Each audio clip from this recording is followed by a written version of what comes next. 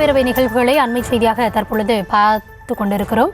பெண்கள் பாதுகாப்பு தொடர்பாக பாஜக எம்எல்ஏ வானதி ஸ்ரீனிவாசன் அவர்கள் கேள்வி எழுப்பிய போது அவை முன்னவர் துரைமுருகன் காரசாரமான விவாதத்தை நிகழ்த்தியிருக்கிறார். அது தொடர்பான ஒரு அண்மை செய்தி. தமிழ்நாட்டில் பெண்களுக்கு பாதுகாப்பு இல்லை என சட்டப்பேரவையில் பாஜக எம்எல்ஏ வானதி ஸ்ரீனிவாசன் குற்றச்சாட்டை முன்வைத்த நிலையில் ராமாயணத்திலேயே பெண்களை தூக்கி சென்று விட்டார்கள் என அமைச்சர் துரைமுருகன் பதிலளித்திருக்கிறார்.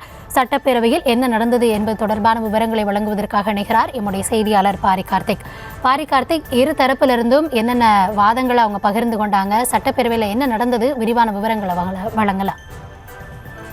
வணக்கம். காவல்துறை மீதான மானிய கோரிக்கை இன்று தினம் இருக்கிறது. இதற்காக எதிர்க்கட்சி உறுப்பினர்கள் மானிய கோரிக்கைக்கு உட்பட்ட பல்வேறு விஷயங்களும் அரசு சார்பில் கொடுக்கப்பட்ட குறிப்பின் அடிப்படையிலும் பல்வேறு கேள்விகளை கேட்டு வருகிறார்கள். இந்நிலையில் எதிர்க்கட்சி உறுப்பினராக இருக்கக்கூடிய வானதி சீனிவாசன் தமிழகத்தில் பெண்களுக்கு பாதுகாப்பு இல்லாத ஒரு சூழல் தற்போது உருவாகி வருகிறது என்றும் பெண்களுக்கு எதிரான குற்றங்களும் அதிகமாக காணப்படுகிறது என்றும் ஒரு குற்றச்சாட்டை முன்வைத்தார்.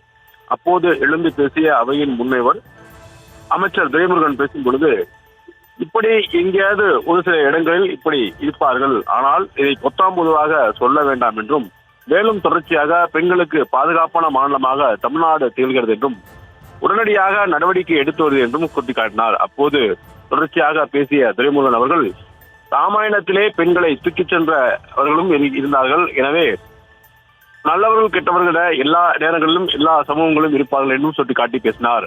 மேலும் உத்தரப்பிரதேசத்தில் நடந்த ஒரு சம்பவத்தை, ஒரு பெண்ணை 23 பேர் சேர்ந்து தவறாக நடத்த முயன்றதையும் சுட்டிக்காட்டி பேசினார். தொடர்ச்சியாக அதுக்கு கீதா ஜீவன், அதாவது உறுப்பினர் வானதி சீனிவாசனுக்கு சமூக நலத்துறை அமைச்சர் கீதா ஜீவனும் பதில் சொன்னார். அப்போது பெண்கள் குற்ற சதவீதம் தேசிய அளவில் 66 இருந்த நிலையில் தமிழ்நாட்டில் 2.4% தான் பெண்களும் குழந்தைகளும் புகாரளித்து வருகிறார்கள் என்றும் தமிழகம்தான் இந்தியாவில் பாதுகாக்கப்பட்ட ஒரு மாநிலமாகவும் பெண்களுக்கும் குழந்தைகளுக்கும் இருக்கிறது, அது மட்டுமல்ல உலகாவிய இதை கொண்டு போகிறது என்றும் ஒரு விஷயத்தை முன்வைத்தார்கள். தொடர்ச்சியாக இது தொடர்பான விவாதங்கள் நடைபெற்று வருகிறது.